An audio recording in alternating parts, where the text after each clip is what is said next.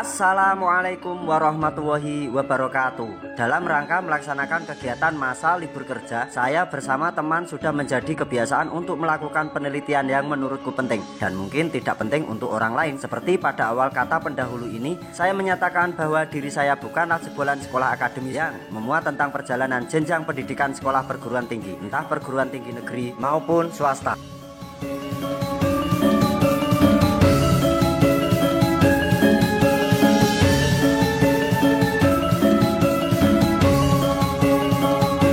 Pada kesempatan ini kita menyambung kisah tentang perjalanan besuan kemarin, tepatnya pada tanggal 27 Agustus 2023. Sebagai tujuan awal dan sebagai pembuka wisata religi di Kecamatan Grabak adalah mengunjungi komplek-komplek makam Kasepuhan yang berada di kecamatan tersebut. Berhubung belum pernah mengadakan acara besuan ke Kecamatan Grabak, kita pun sama sekali tidak tahu menahu tentang tujuan mana yang akan dituju pertama kali. Dalam perjalanan, browsing internet pun dilakukan. Akhirnya dalam laporan internet kita menemukan wisata religi dan wajib kita kunjungi. Berada di Desa Tirto, Kecamatan Grabak, Kabupaten Magelang, terdapat sebuah komplek makam ulama sekaligus murid Kanjeng Sunan Kalijaga yang bernama Ki Cakrajaya atau yang memiliki gelar dengan sebutan Sunan Geseng. Dan saya pun mulai berpikir tentang kebenaran berita yang mengulas tentang makam Sunan Geseng. Sunan Geseng itu merupakan salah satu waliullah atau ulama besar yang makamnya tidak cuma satu saja. Makam Sunan Geseng ada juga yang di Provinsi Jawa Timur tepatnya. Yang pertama, Hutan Sundulan, Desa Geseng, Kabupaten Tuban. Yang kedua, Dusun Pakah, Desa Geseng, Kecamatan Semanding, Kabupaten Tuban. 3. Kediri, Jawa Timur. 4. Dusun Jolo Sutro, Kecamatan Piungan, Kabupaten Bantul, Daerah Istimewa Yogyakarta. Yang kelima, Desa Walitelon, Kabupaten Temanggung.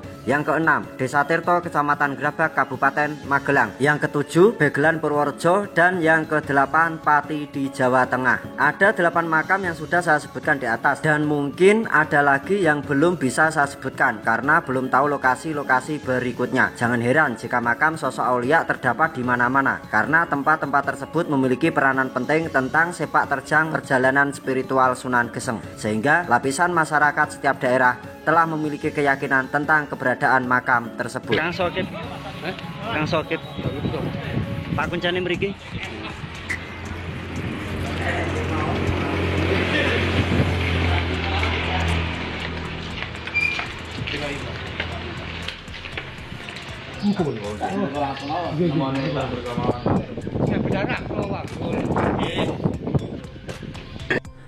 Untuk yang pertama, kita akan membahas tentang keberadaan makam Sunan Geseng yang berada di Desa Tirto, Kecamatan Grabak, Magelang. Di kaki Gunung Andong dan Telomoyo, Dusun Tirto, Desa Tirto, Kecamatan Grabak, Kabupaten Magelang, terdapat makam yang dipercaya sebagai makam Sunan Geseng, seorang mubalik asal Bedug, Begelan Purworejo bernama Cakrajaya atau Ki Cokrojoyo. Diceritakan suatu hari Ki Cakrajaya sedang menyadap nira di hutan dengan membaca mantra klontang-klantung, wong ngeres buntute bumbung, opo gelem opo ora. Sayup-sayup suara tembang itu terdengar dari kejauhan oleh seseorang yang secara kebetulan melintas. Lalu dipanggilnya Ki Cakrajaya dengan sebutan Kang. Dalam benak Ki Cakrajaya bertanya pada dirinya sendiri, seperti ada orang yang sedang memanggil. Siapakah orang yang memanggil itu? Sepertinya tidak ada orang lain di hutan ini kecuali saya sendirian. Suara tersebut muncul kembali dengan nada yang agak pelan karena jarak panggilan sudah mulai mendekat dan masih menggunakan sebutan Kang. Merasa panggilan itu tertuju pada Ki Cakrajaya. Seketika itu Ki Cakrajaya bergegas menghampiri sumber suara yang memanggil namanya. Setelah sumber suara tersebut di hadapan mata, Ki Cakrajaya menghadap seseorang yang mengenakan pakaian adat Jawa lengkap dengan belangkon di kepalanya, sedang memegang potongan bambu sebagai tongkat penunjuk jalan sembari berkata, "Kang, suaramu sangat bagus dan merdu, Kang. Sekiranya tembang apa yang Kang Mas lantunkan itu?" Ki Cakrajaya pun menjawab pertanyaan tersebut dengan kalimat tadi bukan tembang, melainkan bacaan mantra Kisana. Kalau boleh tahu, mantra buat apa, Kang? Ki Cakrajaya menjawab pertanyaan orang tersebut. Setiap akan menyadap nira, mantra seperti itu seringkali saya ucapkan supaya hasil sadapan nira tidak gagal dan menghasilkan sadapan yang bagus, Kisana. Berlanjut, orang tersebut memberi arahan kepada Ki Cakrajaya. "Kang, suaramu itu bagus dan merdu. Alangkah lebih baiknya pembacaan mantramu diikut sertakan pujian atas nama Tuhanmu, Kang. dengan bacaan sholawat dan berdoa kepada Tuhan. Sambung kalimat dari Ki Cakrajaya seraya bertanya, "Siapa nama dan dari mana asalmu Kisana?" Orang tersebut hanya menjawab dengan sedikit kalimat, "Kawula sak derma menungso kang kaluputan dosa. Kawula namung titahe pangeran kang maha tunggal. Kawula namung ngalembara niti mergi madosi ridhaning Gusti. Saya hanya pengembara dengan tujuan mencari ridha Allah." Sungguh jawaban yang sangat aneh untuk Ki Cakrajaya. Merasa agak aneh dengan orang yang ditemuinya, Ki Cakrajaya hanya terdiam sembari menatap wajah orang yang ditemuinya. Dalam keadaan terdiam, menundukkan kepala ke bawah, Ki Cakrajaya sembari menempatkan kedua tangannya dalam posisi di depan badannya. Seketika orang tersebut mengajukan diri untuk singgah ke rumah Ki Cakrajaya untuk diberikan izin membantu mencetak gula dalam tempurung kelapa. Selang beberapa waktu, seorang yang membantu mencetak gula tersebut berpamitan untuk melanjutkan perjalanannya. Sebelum beranjak keluar dari rumah Ki Cakrajaya, orang tersebut berpesan agar Ki Cakrajaya tidak membuka cetakan gula sebelum waktunya. Pesan tersebut berisi supaya jangan membuka cetakan gula sebelum saya meninggalkan desa ini. Ki Cakrajaya pun menyanggupi permintaan orang tersebut.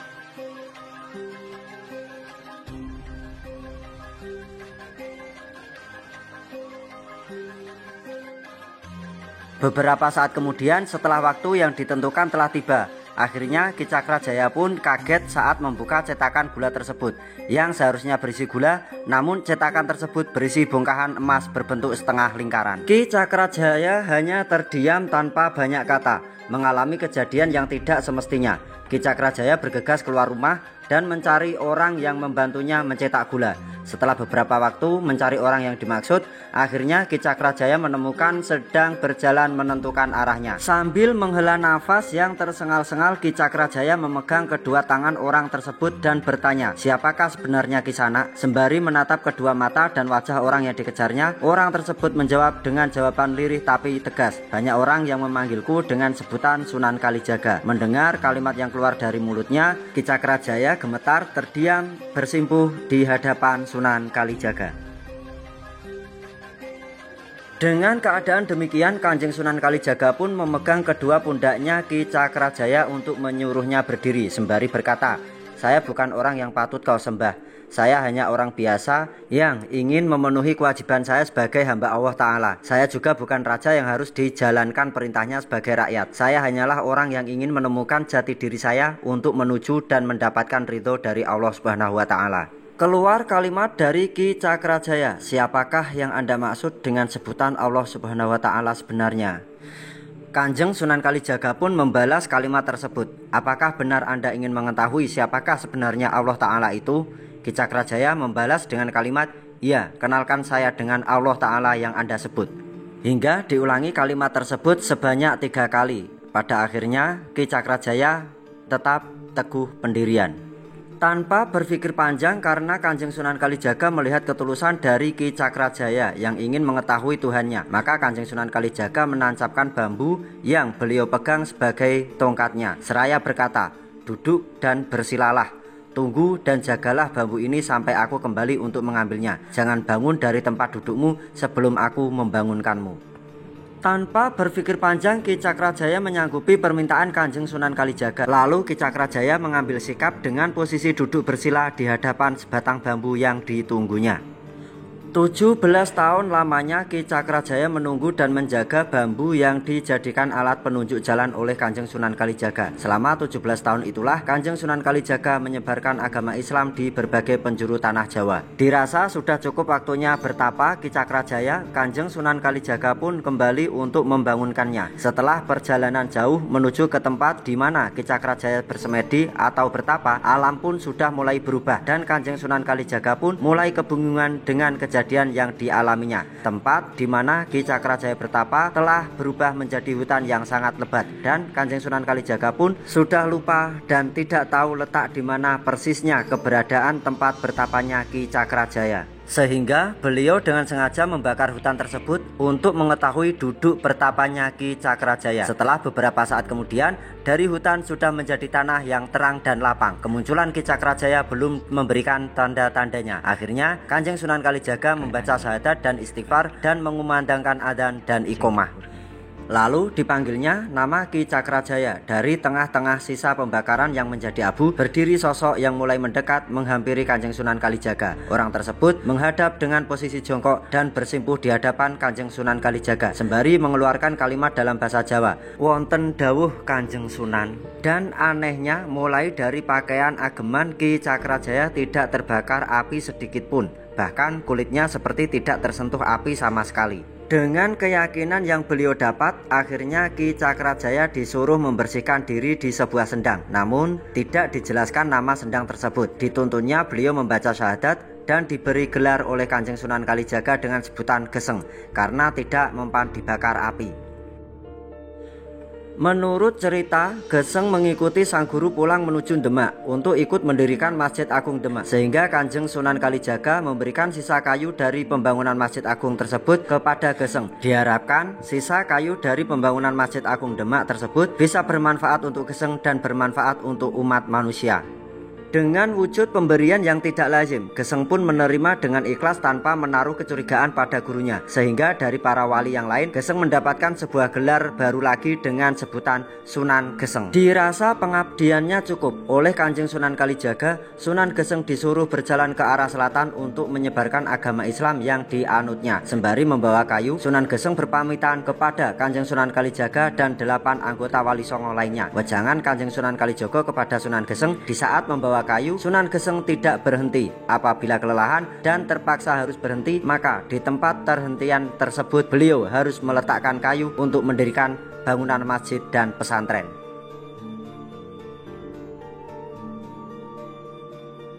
Derek kajian sejarah mau. Ini namun kangge tambah wawasan pengalaman. Awet dhewe sharing.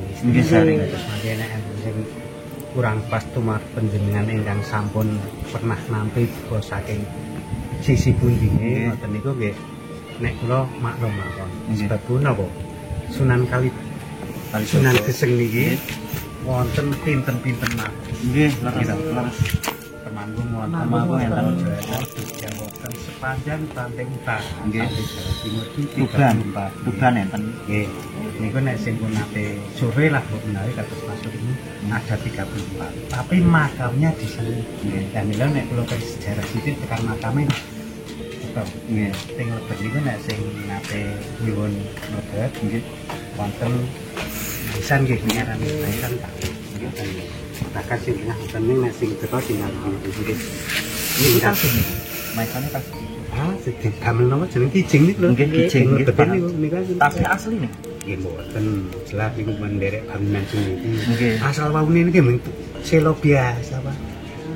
Riyen setase kula cok mriki niku sedereng ngeten niki lho mlampahi tase angin. Tase kiwa tengen. Oh, gendani niku nggih. Niku tase ngoten niku. Diane nggih alit ning mboten kados sing bayat niku penting ngeten nggih. Ngeten niku nggih. Niku teng mriki ngoten. Terus nah nek di lejok-lejok le cerita kaya kula nggih. Sejarah sedo teng mriki niku dados ngeten. Aslinipun nggenipun ngaos nggih sebutane ngaos teng Kleteran. Teng Kleteran nggih. Namun nggenipun tirakat wonten mriki Tirta nggih. Tirta. Lah teng mriki wonten kanca setunggal. Nggih. Pesen kalian kancanipun.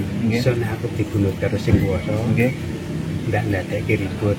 Tak kei ilmu. Nggih. Ilmune malih kucing. Nggih. Nggih. Mila sareng sedo estune sedo teng Kleteran. Nggih. Lajeng ingkang Kyai Kleteran nggih nyuwun tetep disareke teng mriku. Nggih. Istilah cara saiki dadi rebutan. Nggih, nggih. Kalian pun nonton pesen ngoten padha-padha dewa mesti terus dibekali ilmu. Nggih. Ingkang nyuwun disareke teng mriki malih kucing. Akhire sedanipun mriki bener pun malih tikus. Ngertos nek teng ajengan niku enten kucing gondol tikus. Niku nggih mboten ngertos sing mriku. Oh, paham kula. Nggih, paham. Niku lajeng kados dene tasih wiwat nyuwun teng mriki tetep dibungkut tadi. Lah ingkang mriki ngapunipun monggo sakniki mangpilih. Niku enten napa maisan kali. Milih kang pundi nek jenengan pilih niki mangke kok dipundhut enten kula pun. Ning nek mboten jenengan pun niku langsung kok istilahnya menyebut nggih pun atau mboten niki pinggir itu niki itu langsung pinggir nek wonten kising kae ngoten terus yang niki apa nggih namanya nambah saking lah boleh ini kita kasih saking ngoten dan kasih dari santri pun Sunan Kalijogo ini nika semanten dipun ngasto laut nggih laut dadi ambek itu kanjeng Sunan itu ngastone bumbune pring sing ageng pring petung napa nggih lakon nek dipendhet niku nganggo pring petung kira-kira nika nggih jaman dan iki astu kami anu kenasian kanjeng Sunan Kalijogo napa ki santri simbah buka bumbune buka menjangan 3 dewasa mboten kok menjangan alit ngoten niki saking kanjeng Kalijogo lajeng kagungan penggalian nek niki apa kudu kasih bukti apa terus dipun wis kowe sakit nerusake lakumu arah ngidul saka kene arah ngidul saking Demak ngidul mengko neng ditutup bumbumu kuwe ilang siar agama neng kono lha niku teng literan niku ical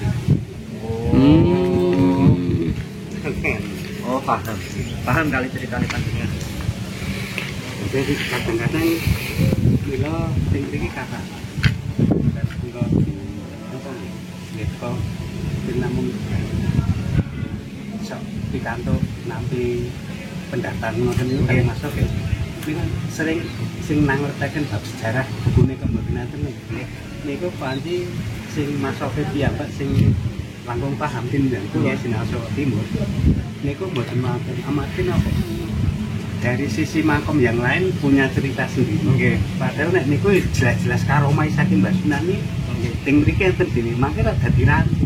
Nggih, nggih. Mboten wah neng kono ki ngene ya nek nah itu perbedaan cuma yang kelihatan sekali perbedaannya antara makom dan makam. Nggih. Tidak pernah ditempati, pernah disinggahi nggih. Paham makam asli enten jasa kuburan. Nggih, nggih, sami. Kula nggih dereng nate teng Temanggung mawon dereng. Perbedaan antara makam sama makom. Oh, kuwi beda ngono to. Makom petilasan, nek makam jelas ada orang yang dimakamkan. Jasadnya di situ. Dan sedikit cerita keleteran. Ada sebuah Yoni. Saiki nang pundi Pak? Kali Gintung nggih. Sak lare sak kilane kleteran Kali Gintung napa? Kali Aji enten niku pas tigaanipun. Terus nek kanan niku Kali Gintung ya. Nggih, Kali Gintung. Saiki nang Kali Gintung Yoni kuwi. Wah, niku dulunya saka kleteran. Ya, mungkin niku sing punya dari kajian sejarah nggih. Ada kajian sejarah mungkin versi yang lain mungkin. Nggih. Wong wau niku nggih enten saking Demak niku nggih kali masobe niku saking situ masobe malah kaya ora patek niku ini ngendikake nek saking Purworejo gandengane Jogja Solo nggih. Terus istilahnya apa nggih? Penangkaranipun niku pun mungkin kinten-kinten nila menawi sing mriki nek kados Pak sing pun masih nggih ini tadi sekretaris jaringan dan mriki ngaku aku keluar dari Basranmu. Nggih to. Harus nggih boten. Nggih. Nek kula nggih, kula ya upama kula gemuni aku ya keluarga mako. Nggih, keluarga Mbah Sunan. Nggih boten. Nggih.